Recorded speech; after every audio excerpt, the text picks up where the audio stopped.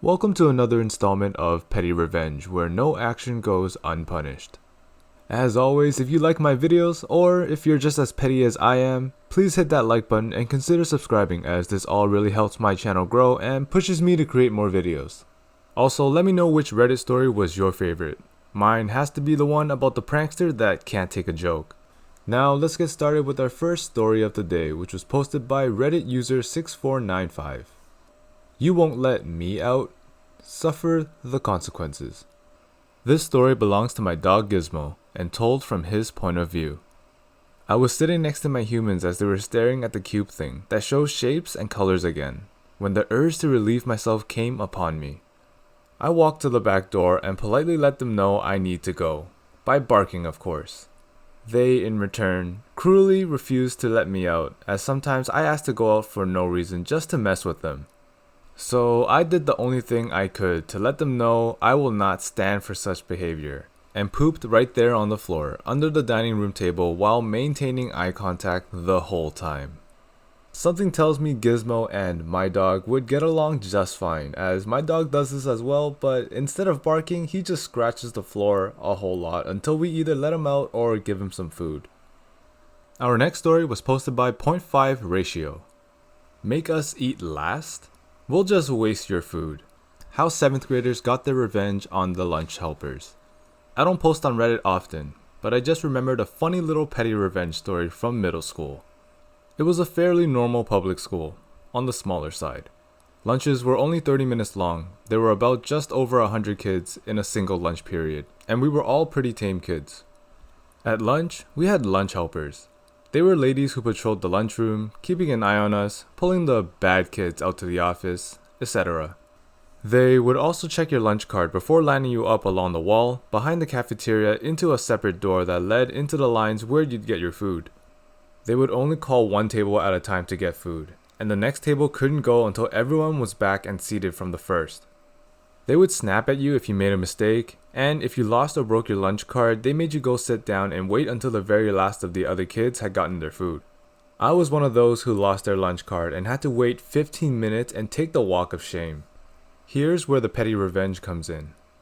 One day, the whole 7th grade class, the entire lunch period, decided it wasn't fair to treat us like that, and hatched a plan. That Monday, we'd all pack our lunches, every single one of us who could. Word had spread to the entire lunch period by the end of the day. That Monday lunch rolled around and the cafeteria fell silent. Tables and tables full of packed lunches. Even most of those who didn't pack stayed and sat behind with us. We watched as maybe 4 or 5 kids got up to get their school lunches. The helpers were visibly confused and angry with us, and we hid our laughter through bites of our PB&Js and Lunchables. One of the lunch helpers called the vice principal. He pulled out the microphone from the front of the lunchroom and got our attention. To paraphrase, he lectured us with, "This is not how you deal with things. If you have a problem with the way something is handled, you come talk to us. This is a waste of food. The lunch ladies put a lot of time into making this food for you," and so on. In the end, it worked. We were let up with or without our card after that. We all knew our numbers anyway, or had them written on paper. We all ate our packed lunches in victory that day, and returned to buying our hot lunches the next. I have no idea what this vice principal is talking about. The students handled this perfectly, through a silent, non-violent protest. I'm sure many students have complained about this, but nothing was done. This is why our public school system sucks. The students thought outside the box and were lectured for it. All because a couple adults had their egos hurt that day by a group of 7th graders. Once again, proving school kills your creativity. Our last story of the day was posted by Wiggle-Wagon. Prankster workmate doesn't like it when the joke is on him. Years ago, when I was a youngster just starting to make my way in the adult world, I took a job at a machine shop. Since I was the new guy and a lot younger than the rest of the crew, I had to put up with a lot of practical jokes as a type of initiating hazing. It was all in good fun, mostly, so I went along with the jokes knowing the guys would give it up after a while. I was right, and after a few weeks when the others realized that I was a decent sort and they could rely on me to hold up my end of the work, they eased up on the teasing. All of them, that is, except for one guy. He was the shop butthole and resident troublemaker, and while most people got along with him, no one really liked him. This fellow was bald as an egg without a single hair on his head, and because we were an intellectual group, he was given the nickname Baldy.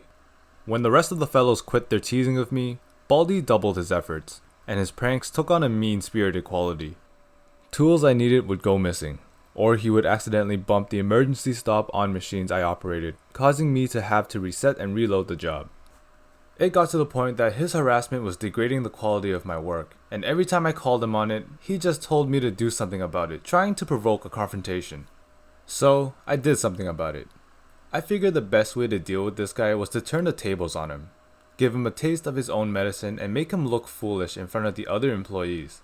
This was an industrial setting, so everyone wore the usual protective gear.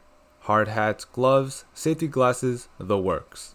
At break times, Baldy was in the habit of putting his gear in his toolbox, topping the pile with his upside down hard hat. When we broke for lunch, I filed out into the break room with the rest of the crew, then double backed into the shop through another door. I went straight for Baldy's workstation and filled the bottom of his white hard hat with at least an inch of similarly colored half and half coffee creamer. I double checked that a casual glance at the hat wouldn't raise suspicions, then rejoined my fellows and had a very nice lunch.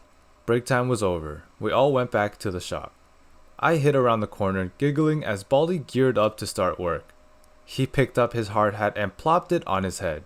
As he did so, all that half and half ran down his safety glasses and over his face in thick, sticky streams of goo, making him look like the guest of honor at a wonderful party. He stood there sputtering and cursing at the top of his lungs while the rest of the crew gathered around him, laughing and shouting encouragement. Baldy always hated me after that, but never messed with me again. And no one called him Baldy anymore either. He'd always hated that nickname. But I think he would have readily gone back to it if he could, because his new nickname among the crew was Money Shot. Damn, OP, are you sure this isn't pro-revenge? Typically, blue-collar culture is not the tamest, and if he was being made fun of, it must have got bad real quick. That concludes this episode of r/Pettyrevenge. If you enjoyed, please like, comment, and subscribe, as this all really helps my channel grow and incentivizes me to create more videos. Also, I'll be posting videos every Sunday, Tuesday, and Thursday, so make sure you turn on notifications to be notified for my next video. Thanks for watching, and I will see you next time.